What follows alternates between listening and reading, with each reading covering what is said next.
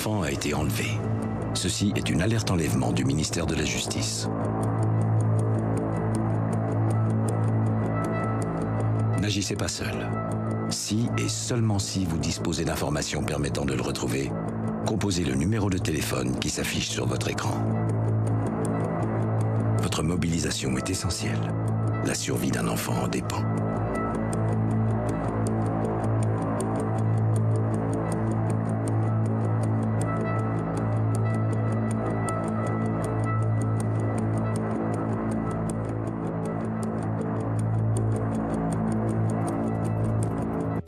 « 9h sur BFM TV, soyez les bienvenus si vous nous rejoignez sur le live BFM. Et vous l'avez vu, cette alerte enlèvement déclenchée il y a 1 heure. C'est évidemment la une de l'actualité ce matin. Un petit garçon de 17 jours seulement, un grand prématuré qui est donc activement recherché. On va vous donner toutes les informations ce matin. On va suivre évidemment cette affaire tout au long du live BFM. Pour m'accompagner, la chef du service police-justice de BFM TV, Pauline Revenat. Bonjour Pauline. D'abord, ce petit garçon, je le disais, il y a un caractère d'urgence. C'est un grand prématuré. Ça, c'est la première information dont on dispose ce matin. Oui, il est né prématuré. Il a été enlevé la nuit dernière à la maternité d'Aulnay, dans une maternité d'Aulnay-sous-Bois à l'hôpital Robert Ballanger.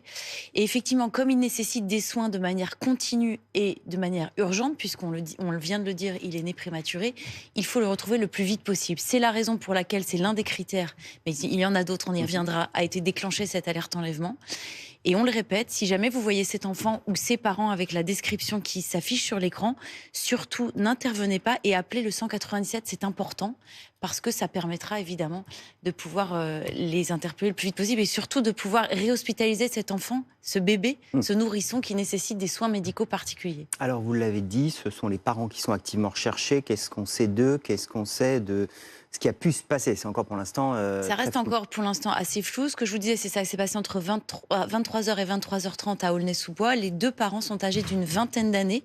Ce sont les seuls éléments dont on dispose pour l'instant. Est-ce qu'ils habitaient dans le coin? Est-ce qu'ils habitaient plus loin? Est-ce qu'ils étaient dans un trajet? Tout ça, c'est les questions que vont se poser les enquêteurs. Mais ce qui est intéressant, c'est que ce dispositif alerte enlèvement, il a fait ses preuves en France. Il a été adopté en 2006. Il a été déclenché plus d'une trentaine de fois. Et à très grande majorité, ça marche parce que ça va vite, parce que ces messages sont diffusés le plus largement possible et parce qu'on arrive à retrouver ces enfants qui sont enlevés. Alors on va essayer de comprendre justement comment ça fonctionne. Reda Belladj est aussi avec nous. Bonjour, vous êtes porte-parole Île-de-France pour le syndicat de police Unité. Quand une alerte enlèvement de ce type est déclenchée, comment ça se passe concrètement? Concrètement, on diffuse déjà les photos et l'ensemble des éléments qui sont à notre disposition et qu'on a récoltés dès cette nuit. On met en place, si je puis dire, un plan de quadrillage déjà autour du domicile, autour de la ville en général, et puis on diffuse les photos à l'ensemble des services de police afin que si jamais les personnes, les auteurs présumés se déplacent, on soit en nécessité de pouvoir procéder à leur interpellation et puis remettre le nourrisson à l'abri. Ces personnes, effectivement, qui peuvent se déplacer en voiture, en train, pourquoi pas tenter de prendre un avion, ça veut dire qu'on met aussi en place une surveillance dans tous ces lieux-là?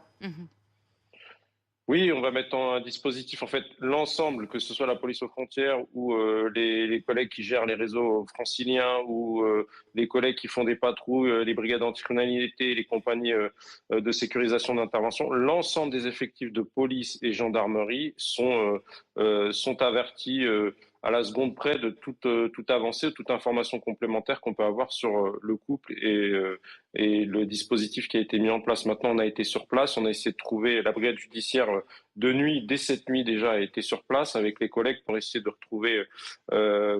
Malheureusement, il n'y avait que la famille sur place élargie, mais il n'y avait pas les mises en cause.